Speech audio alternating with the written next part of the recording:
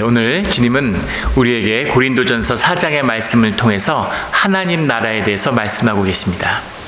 하나님 나라란 무엇일까요? 하나님의 나라의 비밀을 맡은 자들, 하나님의 나라의 유업을 받은 자들, 하나님 나라는 무엇입니까?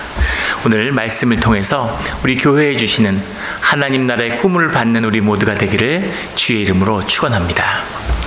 오늘 본문 말씀 4장 1절부터의 말씀은 이렇게 시작합니다. 사랑이 마땅히 우리를 그리스도의 일꾼이요 하나님의 비밀을 맡은 자로 여길지어다.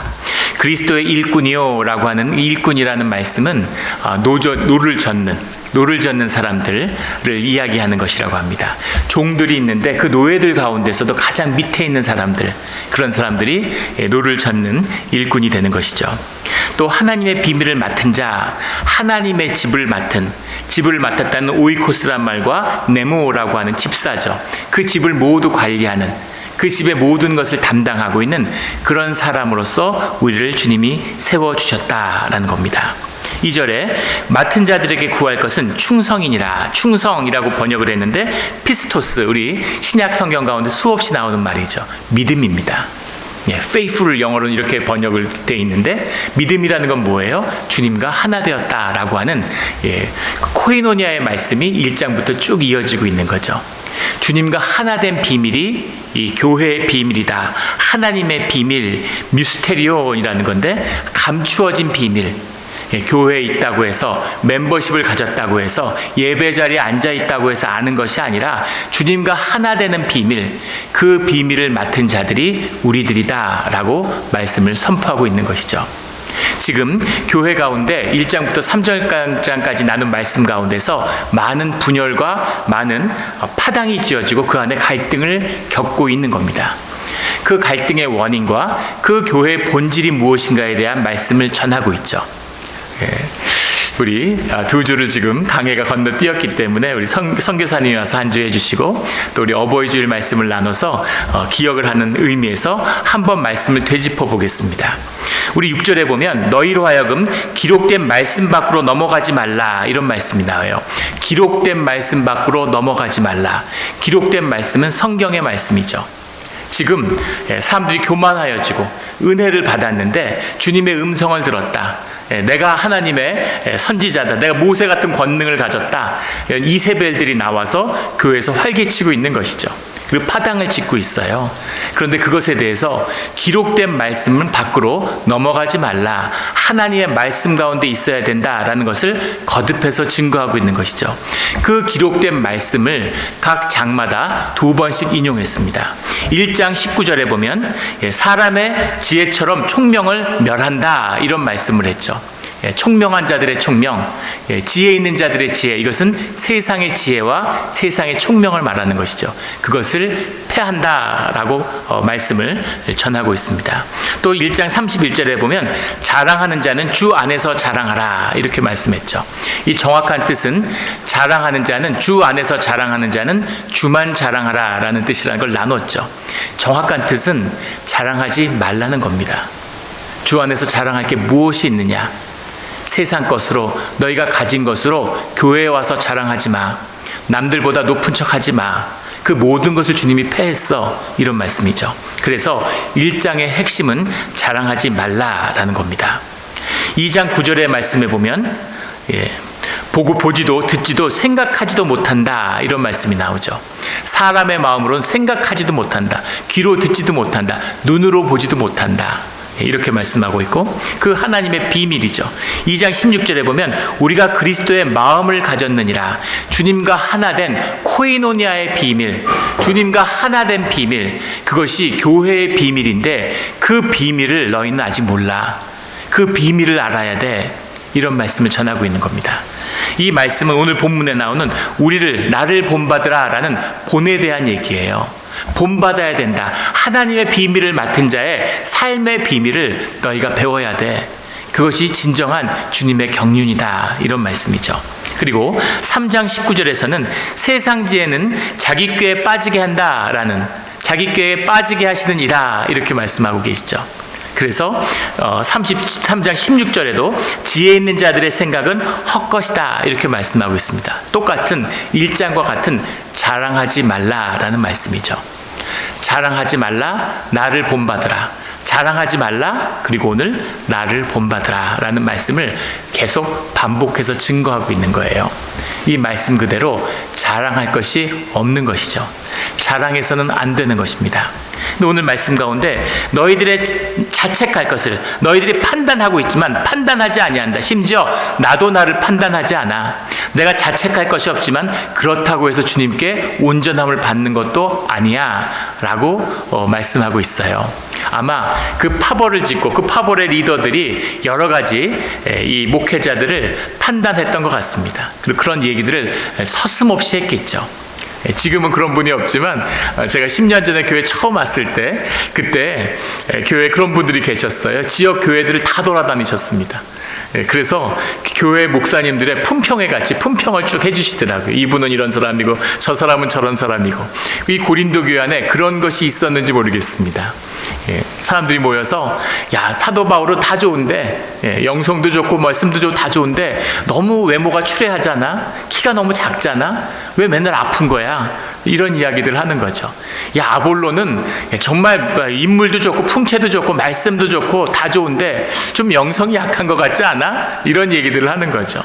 게바는 베드로는 다 갖췄는데 사람 진짜 좋은데 열정도 있고 근데 해도 너무 무식한 거 아니야? 배움도 하나도 없고 어떻게 헬라어를, 고린도 교회에 와 있는데 헬라어를 못하니, 유대인이면서 히브리어도 못하고 아람어밖에 못하는 어부 출신이라지만 해도 너무 무식한 거 아니야? 이런 말들을 서슴없이 하고 있는데 그 말의 옳고 그름이 아니라 그런 판단 자체가 잘못되어 있다는 거죠.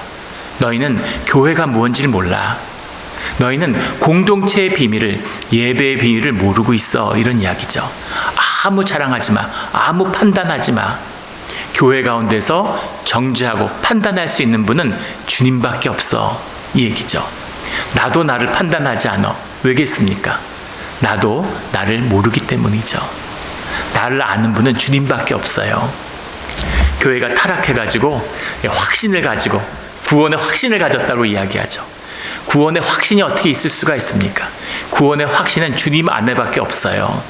우리를 구원하시는 분, 우리의 구원의 자격을 받아주시는 분은 주님밖에 없는 것이죠. 그런데 지금 기고만장해 있는, 교리를 공부하고 성경의 지식을 쌓고 신학을 공부해서 기고만장해 있는 이 고린도 교회 사람들에게 그것은 아무 쓸모없는 것이다 라는 것을 말하고 있는 거죠. 지혜도 지식도 아무 쓸모없어. 주님과 하나 되는 마음, 그것이 교회의 비밀이다 라는 거죠. 오늘 8절 말씀에 보면 너희가 이미 배부르며 이미 풍성하며 우리 없이도 왕이 되었도다 이렇게 얘기하고 있습니다. 우리가 너희와 함께 왕 노릇하기 위하여 참으로 너희가 왕이 되기를 원하노라.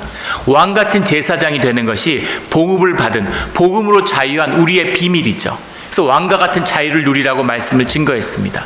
그런데 그래 정말 왕같이 되었구나 라는 거죠. 너희가 왕같이 되기를 우리가 원했어. 그런데 너희가 지금 보여주는 모습은 왕의 모습이 아니야 라는 거죠. 너희는 하나님 나라를 몰라 이 말입니다. 9절에 보면 내가 생각하건대 하나님의 사도인 우리를 죽이기로 작정한 자같이 끄트머리에 두셨으며 우리는 세계 곧 천사와 사람들에게 구경거리가 되었노라. 이게 무슨 이야기냐면 로마 시대에 개선 장군이 들어오는데 그 개선의 행렬들이 로마의 시내로 들어오고 있는 겁니다. 그 앞에서 왕이 그것을 맞이하는 거죠. 맞이함과 동시에 왕이 나가서 군대를 사열하고 맞이해서 그 사열이 들어올 때는 왕이 제일 앞에 서는 겁니다. 어떤 승리도 왕의 승리죠. 최고의 지휘관이니까. 그래서 왕과 같이 그 행렬 가운데 너희가 제일 앞에 서 있구나 이 얘기죠. 끄트머리에 섰다는 건 무슨 말일까요? 군대가 지나가고 나면 그 뒤에 그 전리품들이 들어오는 겁니다. 그 전리품들을 그 전쟁에 붙잡은 포로들이 짊어지고 들어와요. 그것을 짊어지고 뭐 짐도 날라야 되고 일도 해야 되니까 그런 사람들을 쭉 세우는데 제일 마지막에 누구를 세우냐면 그 죽어야 되는 노예와 종으로 전리품으로 데려온 그 장병들, 거기서 잡아온 사람들, 이런 사람들을 노예로 파는 겁니다. 또는 상으로 나눠주는 거죠, 공을 세운 사람들에게. 그런데 거기에도 들지 못한 제일 마지막 끄트머리에 서 있는 사람들은 원형 경기장 같은 데서 죽어야 되는 사람들이에요. 노예끼리 싸움을 붙이거나 아니면 짐승하고 싸움을 붙이거나 사자떼하고. 그래서 사람들이 그걸 보고서 오락으로 즐기는, 이건 살려둘 가치가 없는, 죽여야 되는 사람들, 그 사람들을 마지막 끄트머리에 세우는 겁니다, 구경거리로. 그런데 우리가 같은 행진 가운데 서 있는데, 주님의 대호 가운데 서 있는데 너희들은 왕처럼 앞에 서 있구나, 이 얘기죠. 우리는 제일 마지막에 죽어야 하는 노예처럼 서 있다, 이런 얘기입니다. 무슨 일이 있는 걸까요? 왜 이런 차이가 나는 것입니까? 이것이 하나님 나라의 비밀, 주님의 마음과 하나 되는 자의 비밀인 것이죠. 10절에 보면 우리는 그리스도 때문에 어리석으나 너희는 그리스도 안에서 지혜롭고, 우리는 약하나 너희는 강하고, 너희는 존귀하나 우리는 비천하여. 12절에 가면 수고하여 친히 손으로 일을 하며 모욕을 당한 즉 축복하고 박해를 받은 즉 참고. 13절에 세상의 더러운 것과 만물의 찌꺼기같이 되었도다. 너희는 왕같이 되었구나. 같은 하나님을 믿었는데 우리는 세상의 더러운 찌꺼기처럼 됐다. 만물의 찌꺼기, 세상의 더러운 것이 되었다, 이런 얘기죠. 전혀 다른 나라가 서 있는 것입니다. 전혀 다른 나라가. 너희는 세상 가운데 커지고 세상 가운데 서기를 바라는구나. 너희가 세상 가운데 서 있구나, 이런 얘기죠. 그런데 우리는 주님의 나라에 서 있어, 이 얘기입니다. 우리는 주님의 나라에 서 있는데 그것은 세상의 행진 가운데선 끄트머리에 쓴 것이고, 세상으로 보면 더러운 것이고, 세상으로 보면 만물의 찌꺼기가 된 것이야. 근데 이것이 주님의 행렬 가운데 서 있는 우리의 비밀이다, 라는 얘기입니다. 제가 25년 전에 처음으로 주님을 영접하고 크리스찬이 되었는데, 주님의 은혜로 교회를 섬기고 신학 공부를 하고 지금까지 사역을 하고 있습니다. 그런데 저희 가족 가운데 제가 처음으로 교회에 나왔어요. 그래서 가족을 부르신 주님의 뜻을 알기에 가족들에서 매일 기도했습니다. 그래서 한국에 들어갔을 때 다 잠이 들면 부모님 집 앞에 가서, 방문 앞에 가서 무릎 꿇고 밤새 기도하고 이렇게 주님을 이렇게 좀 영접했으면 하는 간절함이 있었죠. 그렇게 10년 세월이 지나도 아무도 교회에 나오지 않고 아무도 교회를 더 미워하는 것 같아요. 참 마음이 쉽지 않았습니다. 근데 마음 가운데 어떤 마음이 있었냐면, 주님을 몰라서 그렇지, 우리가 주님을 만나서 복을 받고 복을 누리며 살아가는 모습을 보면 그러면 교회에 나오고 주님을 영접하겠지, 이런 기대가 있었습니다. 그런데 세상적으로 볼 때 교회 섬기고 교회를 하는데 좋아질 게 뭐가 있겠어요? 그러니까 점점 더 사는 형편이 어려워 보였겠죠. 사실은 많은 은혜가 있었는데 그게 눈에 보이지 않는 겁니다. 그러다가 저희 집사람이 암에 걸렸어요. 암에 걸린 걸 보니까 참 마음에 낙심이 되는 거죠. 주님을 만나면 복 받는다고 얘기했는데 암에 걸려가지고 또 고생하며 사는데 무슨 얘기를 할 수 있을까?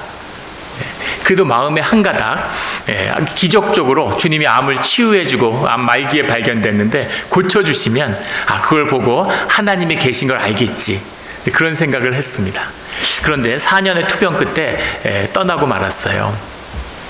그때 어떤 마음이 들었냐면, 이제는 예수 믿고 교회 나오라는 얘기는 못하겠구나, 주님의 복 받으라는 얘기는 내 입으로는 못하겠구나, 우리 교회 가족 중에는 아무도 교회 안 다니겠구나, 그런 생각이 들었습니다. 이제 전도는 끝났구나, 그런 마음이 들었어요. 주님의 복을 어떻게 얘기할까? 주님이 함께 한다고 어떻게 얘기할 수 있을까? 근데 놀라운 신비는 무엇이냐면, 그때부터 가족들이 한 명 한 명 교회를 나가기 시작했다는 겁니다.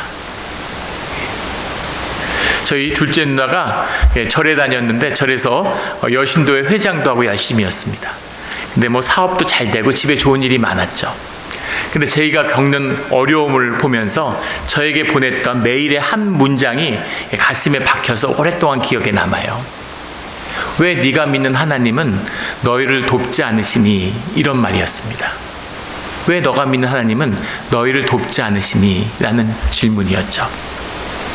근데 그 질문이 굉장히 아팠습니다. 누가 우리를 보고, 누가 나를 보고 교회에 나올까?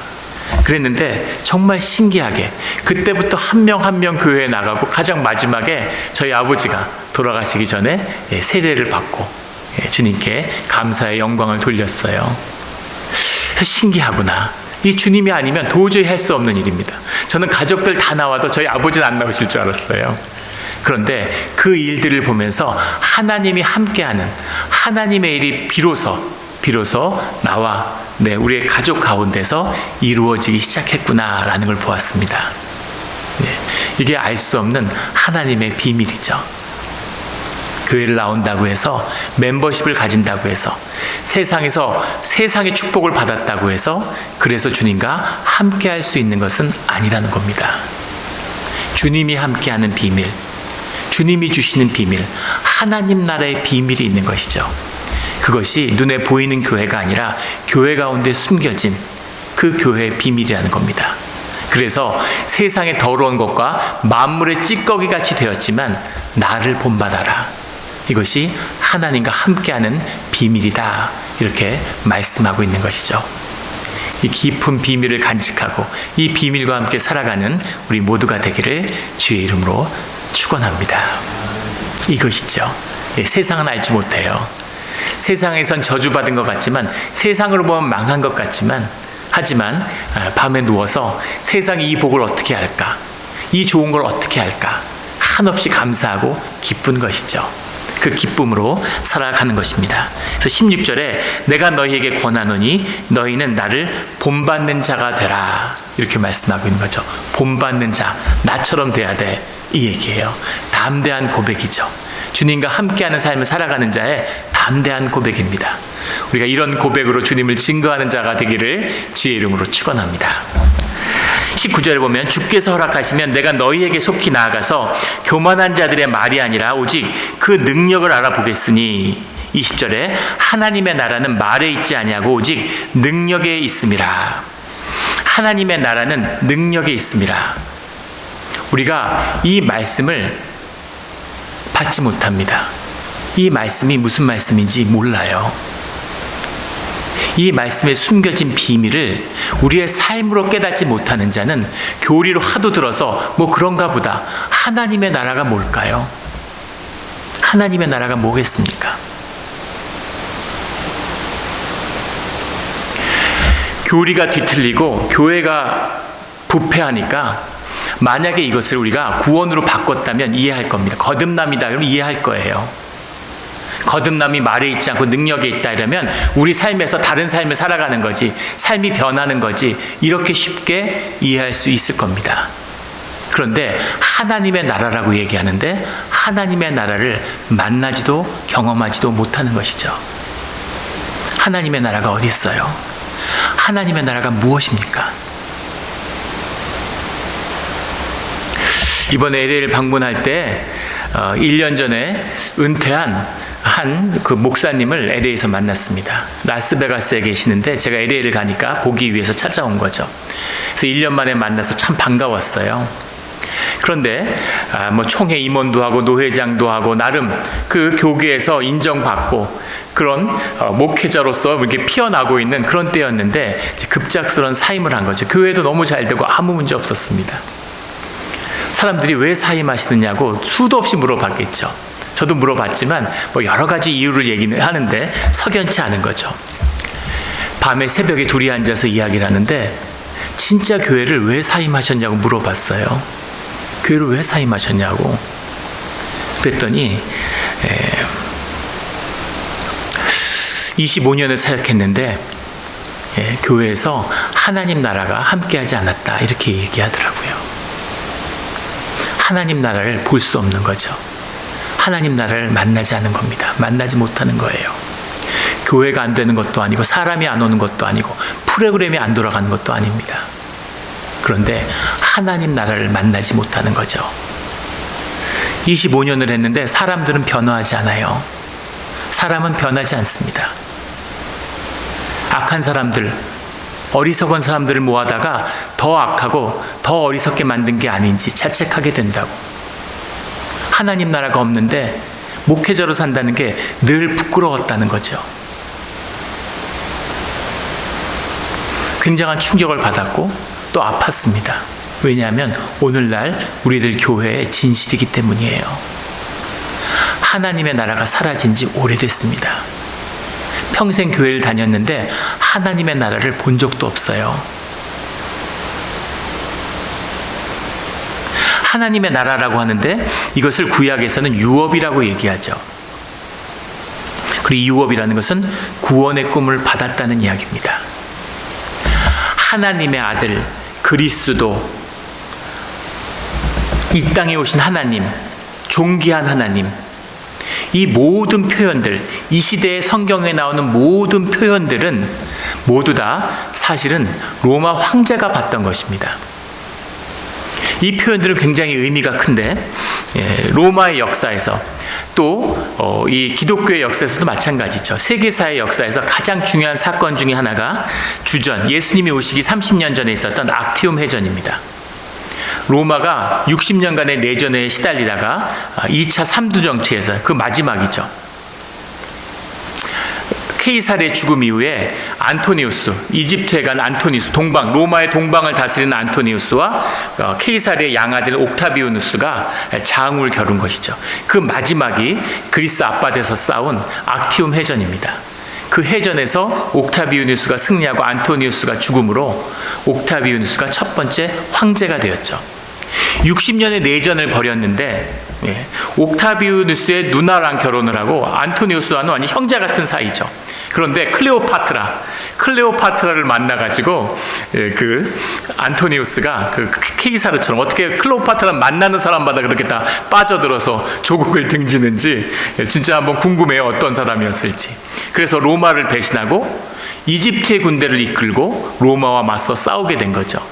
그런데 왜 옥타비우누스는 그렇게 안토니우스가 애굽에 간 것에 예민했을까? 왜 개인적으로 화해를 시도하지 않았을까? 그럴 수 없는 이유가 있었는데 클레오파트라에게는 아들이 있었기 때문이죠. 프톨레마이오스 왕조의 마지막 왕인 그 카이사리오라고 불렸는데 이름이 카이사리오가 케이사르의 아들이라는 것이 정설입니다. 케이사르가 애굽을 방문했을 때 클레오파트라 사이에서 난 아들이에요. 옥타비우누스는 양아들입니다. 친아들이 애굽에 있어요. 그래서 케이사르의 정통성을 이었다 이렇게 얘기하니까 옥타비우누스는 그것을 용납할 수 없는 것이죠. 그래서 마지막 최후의 전쟁을 벌이고서 거기에 승리함으로 옥타비우누스가 로마 제국을 드디어 내전을 종식시키고 첫 번째 황제가 되는 것이죠. 왜 60년 동안 싸웠을까요? 케이사르도 오르지 못했던 황제의 자리에 옥타비우누스가 어떻게 오를 수 있었을까요? 이것이 세상의 비밀입니다. 공화정이에요. 로마는 시작할 때부터 공화정이고 공화정으로 있던 나라입니다. 공화정의 꿈을 키우던 나라가 어떻게 황제를 세울 수가 있어요? 동방에서나 세우던 그 황제를 세웠는데 그 황제의 명칭이 우리가 지금 성경에서 쓰고 있는 명칭들이 그때 다 나왔습니다. 아우구스투스라는 거, 디바인, 존귀한 자다 이런 말이죠. God incarnated, 성육신, 육화된 신인데 사람의 몸을 가졌다 이런 말입니다. Redeemer, Savior, 구원자, 우리를 구원하시는 구원주다 이런 말을 쓰는 것이죠. Savior of the world, God from God, 신 중의 신, 하늘로부터 온 신 이런 표현도 쓰게 되고 로드, 주인님, 우리의 주인이다 이런 표현을 사람인 옥타비우누스에게 부여하기 시작했다는 겁니다. 이게 말이 되나요? 자, 미국에서 황제가 나올 수 있을까요? 없을까요? 공화정 250년 했는데, 민주주의 250년 했는데 어떤 대통령이 나오면 갑자기 미국에서 황제가 될 수 있을까요? 그런 일이 있을 수 있겠습니까? 상상이 안 되시죠? 그런데 그런 일이 로마에 벌어진 거예요. 그래서 팍스 로마나라고 하는 전혀 새로운 세계가 열린 겁니다. 팍스 로마나가 있었기 때문에 기독교가 세계화되고 기독교가 지중해 연안국가에 선교로 퍼져갈 수 있었죠. 내전 기간에는 선교사도 다닐 수 없고 장사꾼들도 다닐 수 없습니다. 그런데 그 장사의 길이 열리고 부의 길이 열리고 교통의 길이 열리니까, 그러니까 팍스 로마나가 열리니까 아우구스투스가 황제가 되는 거죠. 옥타비우누스가 신이 되는 겁니다. 징기스칸이 50대까지도 몽골 초원에서 소치고 양치던 부족장이 어떻게 세계 제국의 황제가 될 수 있었을까요? 옥타비아누스의 비밀과 똑같은 것이죠. 부를 허락하면 미국 사람들에게 1인당 한 100만 불씩 주겠다 그러면 황제가 될 수 있을까요? 없을까요? 세상의 비밀입니다. 부와 번영을 약속하는 거예요.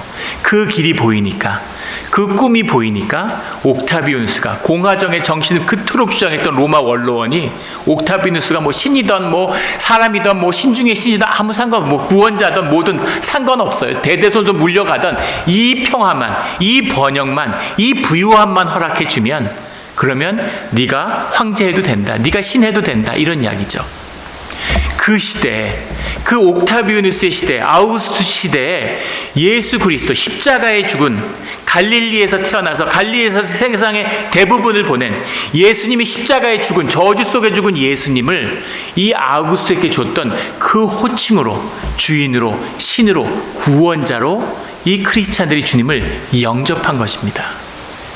오늘 우리가 교리에 익숙해져서 교회에 나와서 부르는 이야기가 아니에요. 완전히 다른 나라를 살겠다고 하는, 로마에 살지만, 세상에 살지만 우리의 주인은, 우리의 구원자는, 우리의 황제는, 우리의 왕은 그리스도 예수님이라고 하는 고백을 주님 앞에 드린 겁니다. 다른 나라, 다른 백성으로 소속되어 있기 때문이죠. 이 다른 나라를 사는, 다른 소속감으로 살아가는 이 비밀, 이것이 하나님 나라의 능력입니다. 이 능력을 만나는 자만이 주님의 구원을, 주님의 유업을 받는 것이에요. 그런데 여전히 의문이 생기죠. 하나님 나라가 없는데, 하나님 나라를 만나지 못했는데, 하나됨을 경험하지 못하는데, 그런데 고린도 교회는 그것을 경험한 것입니까? 갈라디아 교회는 그것을 만났나요? 로마 교회는 그것을 만났습니까? 하나님 나라를 만난 것이 아니라 하나님 나라의 꿈을 만났죠. 그 꿈을 보는 것입니다.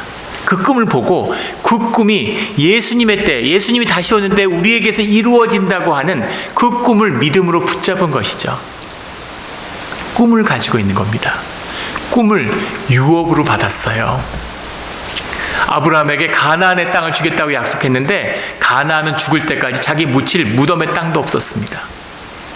하늘의 별과 같은 자녀를 주겠다고 했는데 100세에 어렵게 자녀 하나를 얻었어요. 뭘 받은 겁니까? 뭘 받은 거예요? 하나님 나라의 꿈이 뭡니까? 그런데 그 꿈을 본 자는, 그 꿈을 만나고 그 꿈을 유업으로 받은 자들은 하나님 나라를 믿고 살아가는 겁니다. 그걸 붙잡고 살아가는 거예요. 오늘, 이번 주일에는, 다음 주일에는 꼭 주님이 우리에게 오셔서 하나님 나라가 우리에게 임할 거야 라는 꿈과 소망으로 살아가는 것이죠. 이것이 유업자고, 이 꿈을 놓치지 않는 자들이 남은 자입니다. 세상의 끄트머리에 서 있고, 세상에서 더럽고, 세상의 만물의 찌꺼기 같은 위치에 있고 대접을 받을지라도 하나님 꿈의 유업을 붙잡은 자들은 그 꿈을 보고 살아가는 것입니다. 그 삶, 주님이 함께하는 삶, 그 삶이 바로 하나님 나라의 능력이죠. 우리의 생명이고 우리의 삶의 자리입니다. 이 깊은 비밀을, 보이지 않는 나라의 백성으로 살아가는 이 깊은 비밀을 품고 살아가는, 아프지만, 낙심되지만 그것으로 인해 아파하는 주님의 그 아픔을 만났기 때문에, 그 아픔을 아파하기 때문에 이 꿈을 놓을 수 없는, 유업자의 꿈을 놓을 수 없는 우리 믿음의 길이 되기를 주의 이름으로 축원합니다. 아멘.